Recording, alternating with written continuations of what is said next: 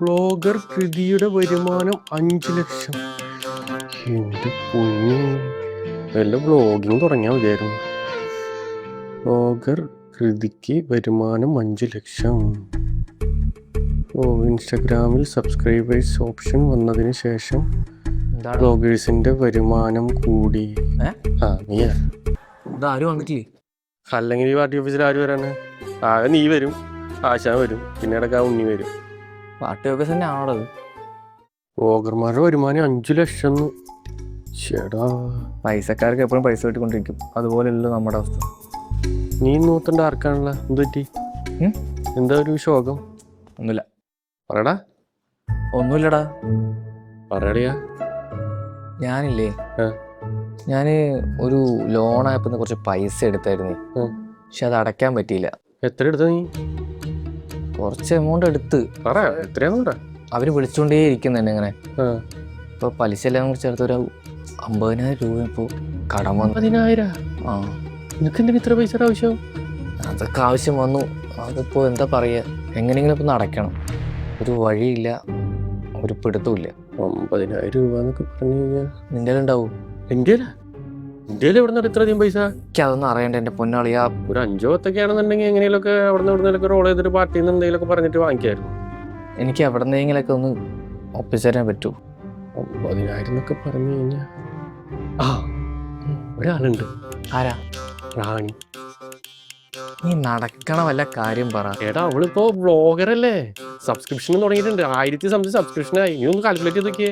399 × 1000 എത്രയാ? കണക്ക് കൂട്ടണം. കൂട്ടി നോക്കണം. കണക്കറിയില്ലല്ലേ? 3 ലക്ഷത്തി സംതിങ് വരും. ഇത്രയും മുടക്ക് ഒരു 50,000 അത്രേ വേണ്ടോ? നോക്കാല്ലേ? നോക്കടാ. ഞാനേ എന്തായാലും റാണിനെ പോയി കണ്ട് നോക്കാം. നീ നിന്ന് കത്തണ്ട. ഒന്നാമതേ പട്ടപ്പര പോലെയുള്ള വാട്ടി ഓഫീസാ. ശരി, ഞാനേ നോക്കട്ടെ. പോട്ടെ. പോയിട്ട് 2 ആട്ട് കിട്ടുമ്പോ ശരിയായിക്കോളൂ അവന്റെ സുഖേട്. ഞാൻ ഇനി വല്ല ദൈവം തുടങ്ങിയല്ല.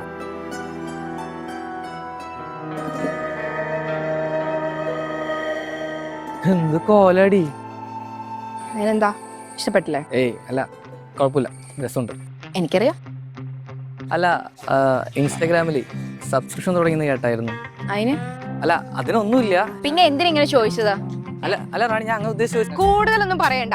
അല്ലെങ്കിൽ നിങ്ങൾക്ക് ഒരു ധാരണ ഉണ്ട്, ഈ സബ്സ്ക്രിപ്ഷൻ തുടങ്ങുക പറഞ്ഞാൽ വേറെ എന്തോ വലിയ പരിപാടിയാണ്. ഒന്നുമല്ല, എനിക്ക് ഇഷ്ടമുള്ള നല്ല ഫോട്ടോസ് ഇടാൻ വേണ്ടിയാണ് തുടങ്ങിയേക്കുന്നത്.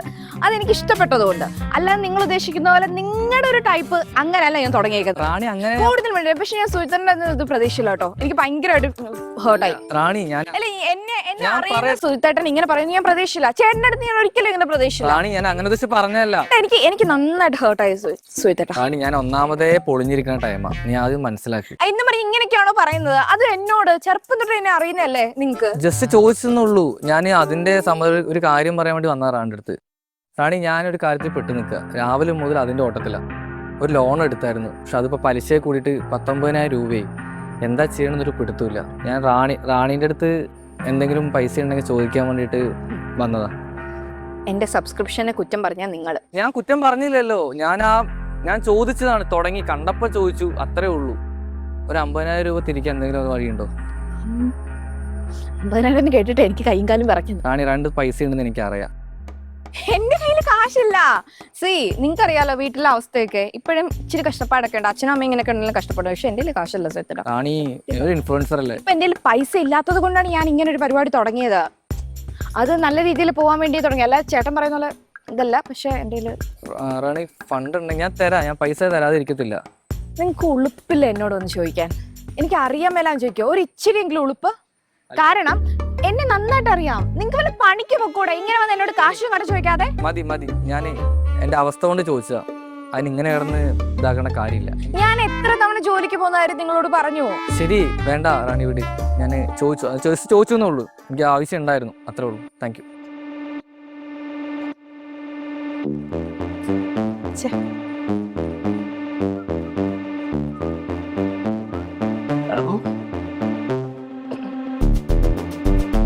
എന്താ ആരിക്കണേന്നറിയാമോ? ആരാ? ഉണ്ണിയല്ല നീ? അതല്ല, ഞാനിപ്പോ എവിടുന്ന് വരുന്നേന്നറിയോ? എവിടുന്ന? അവിടുന്നല്ലേ? പുറത്തുനിന്നല്ലേ? അതല്ല, പിന്നെ ഞാൻ വരുന്നത് ഒരു ഓഡീഷനാ. ഓഡീഷൻ അതും സിനിമയുടെ ഓഡീഷൻ. ആ ഇനി ഇനി ഞാനേ ചായ കുടിക്കാൻ പോയതാണോ? ഞാൻ പറയട്ടെ, ആ, പറ. ഇനി ഞാനേ നടനാവാൻ പോവാ. നീ എടാ ഇപ്പോഴത്തെ പിള്ളേര് റീല് കളിച്ച് നടന്നവര് 100 കോടി 200 കോടി ക്ലബിലല്ലേ കയറണേ. അവർക്ക് കഴിവുണ്ട്. ആ എനിക്കും കഴിവുണ്ട്.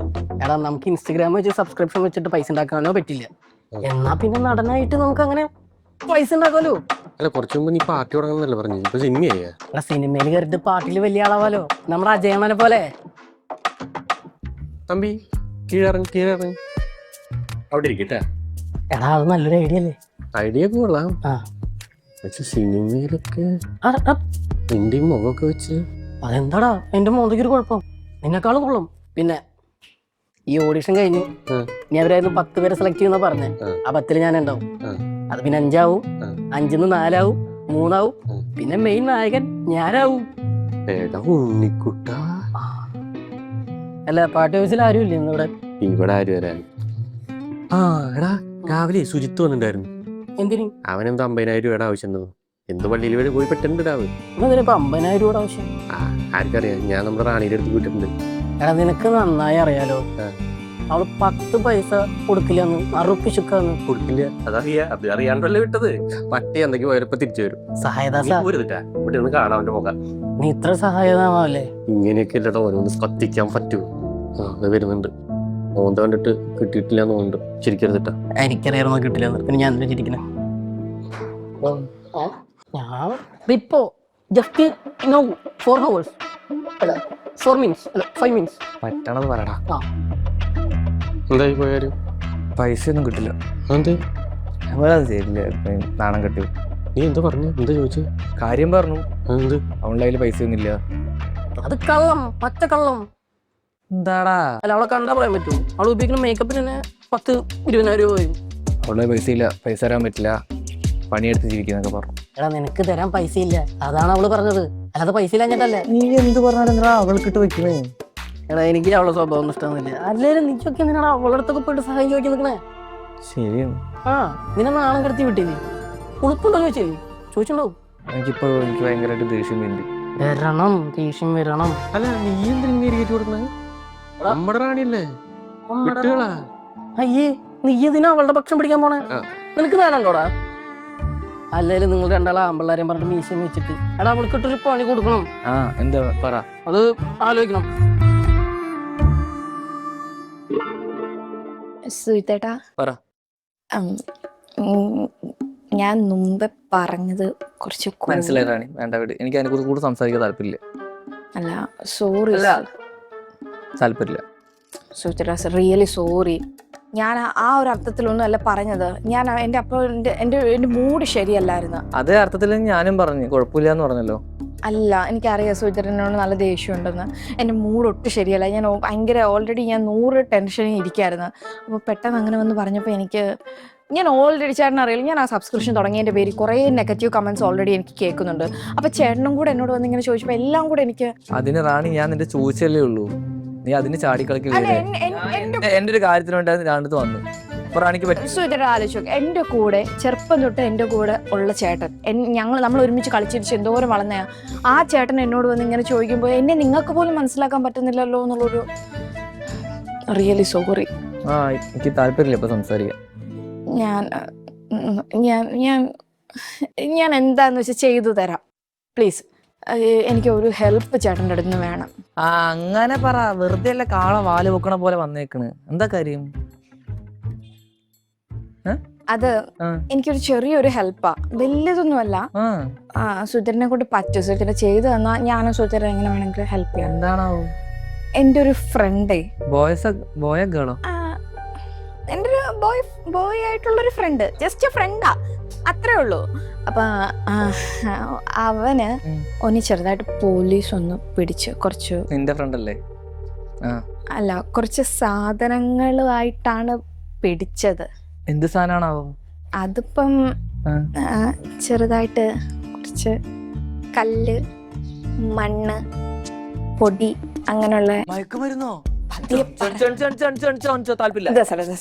റാണി പറഞ്ഞേക്ക് പ്ലീസ് ഇത് വലിയ വേണ്ട. ഇത് ആദ്യം റാണി റാണിന്റെ അച്ഛനടുത്ത് പറ. സുധര അങ്ങനെ പറയാ. അച്ഛൻ അറിഞ്ഞാൽ എന്നെയും കൊല്ലും നിങ്ങളെയും കൊല്ലും.